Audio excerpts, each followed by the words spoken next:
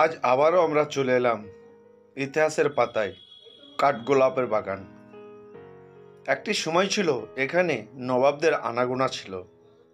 এটা আনুমানিক 1873 সালের দিকে তৈরি হয়েছে, তাতেও দ্বিমত থাকলেও।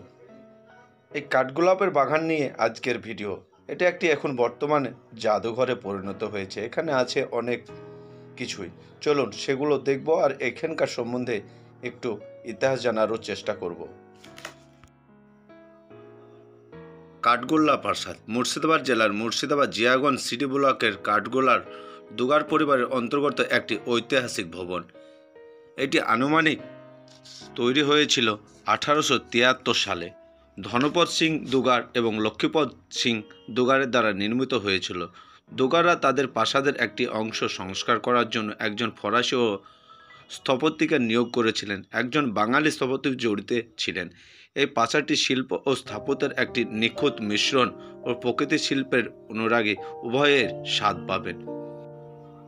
ইস্ট ইন্ডিয়া কোম্পানির সঙ্গে ভারত স্বাধীনতা লাভ করার পর এই কাঠগোলাপের বাগানে অনেক সিরিয়াল ও সিনেমারও শুটিং হয়েছিল জমিদার বাড়ি হিসাবে। এখানে যেই যাক না কেন তার মনটা যেন ভরে উঠবে। প্রায় 50 থেকে 53 বিঘা জমির ওপরে এই কাঠগোলাপের বাগান। এখানে পাবেন অনেক ধরনের মাছ, পাখি, পক্ষী ও বিশাল 3 তলা বিশিষ্ট একটি বিল্ডিং, যে প্রাসাদটির মধ্যে অনেক কিছু দেখার আছে এবং এখানে আরও কিছু আকর্ষণীয় আছে। যে সমস্ত আকর্ষণীয়গুলো সেগুলো আস্তে আস্তে যাব ও আপনাদের সঙ্গে শেয়ার করতে থাকব।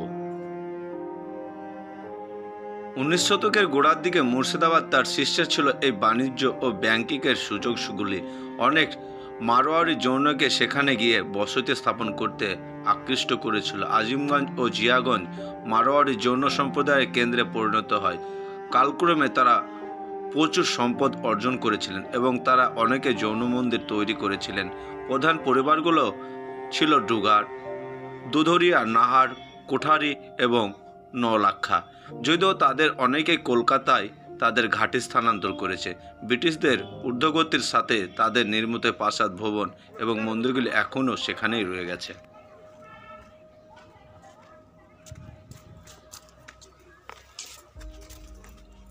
গোলাপ ফুল দেখেন, অনেক গাছে কিন্তু হয়েছে। এটা একটা মন্দির, চলুন মন্দিরটাও দেখে আসার চেষ্টা করছি।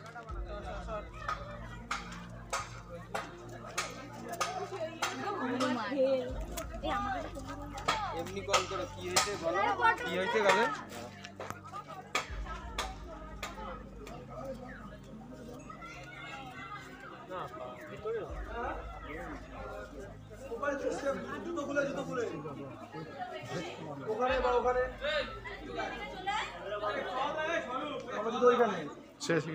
ঢুকবে না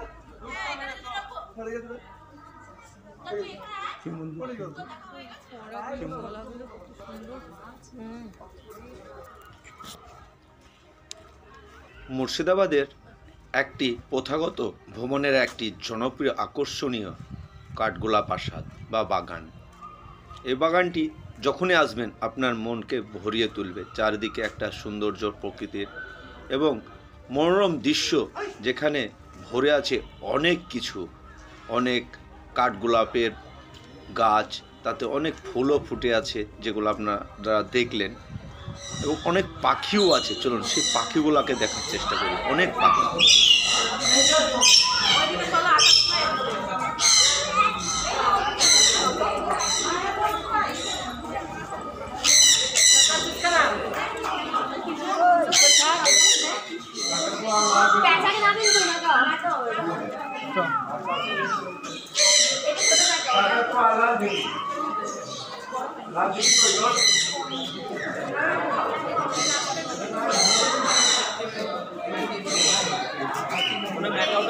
এটা তো অন্যায় হলো, টিকিট কেটে ঢোকা পাখি ঘুমাবে না।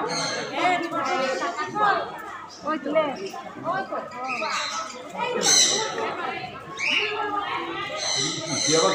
Cocktail cocktail